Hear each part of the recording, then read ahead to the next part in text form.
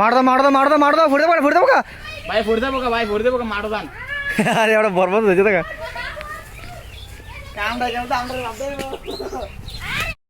আসসালামু আলাইকুম এভরিওয়ান, সবাই কেমন আছেন? আশা করি সবাই ভালো আছেন। আমি সাব্বির কিন্তু নতুন আরেকটি ভিডিও নিয়ে আপনাদের মাঝে হাজির হয়ে গিয়েছি। আজকে এই ভিডিওটা কি নিয়ে মূলত আপনারা ভিডিওর প্রথম অংশে দেখেই কিন্তু বুঝে গিয়েছেন। আজকে আমরা সবাই হাঁটতে আসছিলাম আমাদের মাঠে, যে মাঠে আমরা সবসময় খেলাধুলা করি। ওই মাঠে কিন্তু আমরা হাঁটতে আসছি আজকে। তো হাঁটতে এসে আপনার দেখি একটা জায়গার মধ্যে আপনার মৌমাছি আপনার বাসা বানিয়ে রাখছে। তো এই বাসাটা দেখে আমরা সবাই মিলে চেক দিলাম যে ওটার মধ্যে মধু আছে কিনা। তখনই দেখলাম যে এটার মধ্যে কিন্তু অনেক পরিমাণে মধু ছিল। তো আমরা সাথে সাথে আপনার ভিডিওর মাধ্যমে অনেক ভিডিও দেখেছি অনলাইনে যে কিভাবে মধু কাটতে হয়।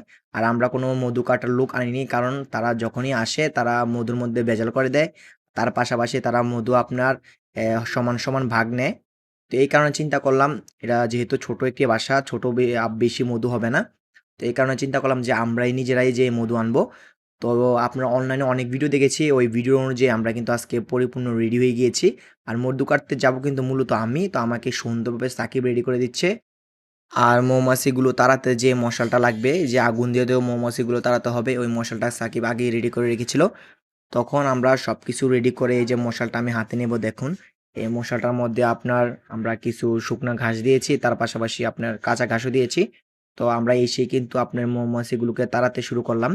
ধোঁয়া দিয়েছি, ধোঁয়া দিয়ে কিন্তু মৌমাছিগুলোকে তাড়িয়ে তারপর আমি একটা হাতে কাঁচি নিয়ে, তারপর কাঁচি দিয়ে আপনার সুন্দর করে ওইখান থেকে এটাকে কেটে নিয়ে আসছিলাম।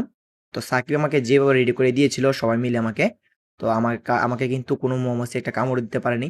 তো সুন্দরভাবে আমি যখন ধোয়া দেই, মৌমাছিগুলো একদম আপনার কেমন যেন হয়ে যায়, আমাকে কামড় দিতে পারে নাই। তো সুন্দরভাবে এটা কেটে আপনার মাঠে নিয়ে আসলাম। আর এসে আসার সময় কিন্তু ওই যে বাসাটার মধ্যে যে মৌমাছিগুলো ছিল, ওই মৌমাছিগুলোকে কিন্তু আমি হাত দিয়ে ফালাই দিই। তো মুরব্বীরা কিন্তু একটা কথা বলে যে কষ্টের পরে কিন্তু অনেক মিষ্টির ফল পাওয়া যায়, এটা কিন্তু আসলে সত্য।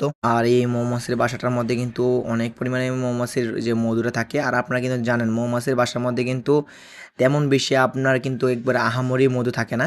যতটুকু থাকে এটা কিন্তু যারা একবারে দেখেছেন নিজ চোখে তারাই বুঝতে পারবেন। তো যেটুকু ছিল আমরা সুন্দরভাবে এখান থেকে এটাকে কাটার জন্য ব্যবস্থা করছি। আর ওইখান দিয়ে কিন্তু আমি নিজের যে আমি যে কাপড়গুলো পরেছিলাম ওই কাপড়গুলো আগে খুলে নিচ্ছিলাম।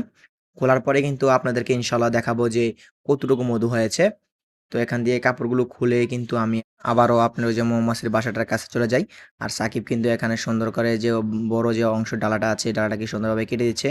আর আমি একটু দেখতেছিলাম যে কতটুকু পরিমাণ মধু হতে পারে। তো দেখলাম যে মৌমাছিটার অনুযায়ী কিন্তু মাশাআল্লাহ অনেক ভালোই মধু হয়েছে। তো সাকিবকে কিন্তু এখানে একটা কামড় দিয়ে দেয় হাতের মধ্যে। তো এখানে সুন্দরভাবে যে এই পিছনের যে অংশটা আছে, যে অংশের মধ্যে যে